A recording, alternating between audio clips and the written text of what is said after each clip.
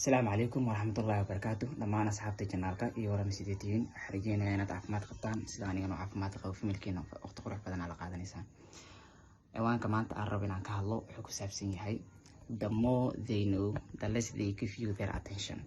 حلقة ذا حيت هاي dadka waxay ku dhageysanayaan ama attention-kooda ku siinayaan inta yar ee ay ka ogyihiin. Haddii waxa ay ka ogyihiin aad u badan tahay waxaa yaraanaya attention-ka adiga ee ay ku siinayaan yaraanaya. Hadda ay ogtiin qofka markuu problem galo wuxuu jecel yahay in la dhageysto jecel yahay in aad loo dhageysto warkiis inta uu jecel yahay in la dhageysto raba sida uu jecel yahay loo dhageysto raba. Marka dadka markii ay aad u badan tahay marka xogta adiga laga hayo problemyada adiga ku haysto noloshaada jihaday u socoto sida adiga wax u rabto problemyada maxaa la yiraahdaa dhankii kaaga imaadeen dadka markii inta badan ay ogyihiin waxaa yaraanaya attention-ka adiga ee adiga ku siinayaan yaraanaya dhageysiga adiga ay ku siinayaan yaraanaya waxaa yaraanaya waxay tahay maxaa la yiraahdaa sida adiga ay ku qadarinayaan ama ay ku dhageysanayaan ayaa aad u yaraanaya. Marka inta badan qofka markuu problem galo wuxuu aad u jecel yahay in la dhageysto la qadariyo maxaa la yiraahdaa hatta saan awaanka kasii horeyaan ku sheego waxay tahay marka qofka uu problem uu galo raadso qofku jecel raadso markaas marka aad rabtid in qofka uu ku dhageysto oo maxaa la yiraahdaa problemyada qofka uu sida jecesha uu dhageysto waxaa marka waxa la socdo waxay tahay xog noocay buu ka hayaa qofkan problemyada ku haysto intee la eg buu qofkan ogyahay problemyada ku haysto meesha kaaga yimaadeen intee la eg buu qofkan ogyahay. Fiidiyodan inta badan waxay ku saabsan yihiin hadda record caadi aan iska duubaa editing lama sameeyo wixii maskaxdayda ka guuxayna saasaan u soo gudbiyaa. Marka dadka inta badan haddii xogtaada ay aad u ogyihiin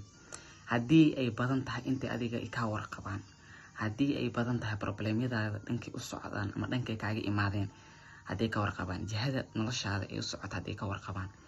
attention-ka ay ku siinayaan dhageysiga ay ku siinayaan sida adiga ula socdaan sida adiga value u leedahay sida bulshada qiimaha ka joogtid maxaa la yiraahdaa hadalladaada saameynta ay leeyihiin sida ka filanaya perception-ka ay ka haystaan intaas wuxuu noqonayaa wax yar oo noqonaa. Marka ciwaanka waxa ku soo qoray the more they know the less they give you their attention.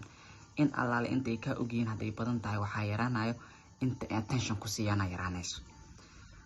Marka haddii qofka attention-ka la siinayo ay yaraato macnaha qofkii wuxuu noqonayaa qof qiimo zaa'id leh ma ahan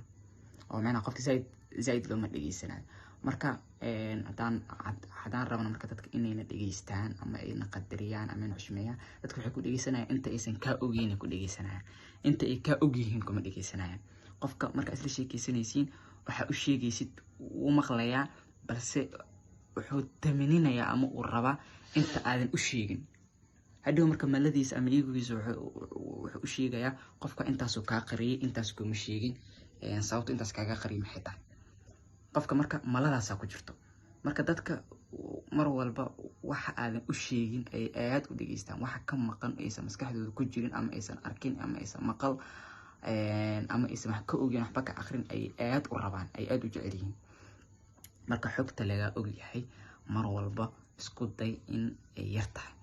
dadka anaga bini'aadan nahay waa isla qab weynahay waxaan jecelnahay wax walba inaan sheegno inaan boonboonin nolosheena dhankii u socoto waxyaabaha helnay dakhliga helnay nolosheena waxbarashadeena sidee tahay familkeena sidee yihiin caafimaadkeena sidoo yahay travelka meelaha u duulayna sida maxaa la yiraahdaa travel marka aan rabno inaan safarno meeshaan u safrayno waxaasoo dhan in la ogaadaan jecelnahay. Marka waxyaaba caadi waa haddii la ogaado problem zaid ma keenayaan laakiin waxa problem ah problemyada noloshaada soo wajahayo sida problemyada waa si arabtay ganacsi arabtay ku guuldareysatay maxay problem dadka aad u jecel weysay caafimaadkaaga weysay problemyada waxyaaba farxad inaad dadka la wadaagto ma xumo laakiin waxyaaba problemyada kuwa aan noloshaada inaad dadka la wadaagto waxay tahay waxyaabo aad lagaaga warxeen karo dadkiina maxaa la yiraahdaa attention-ka iyo value-ga ay ku hayaan ay aad u yaraanayso.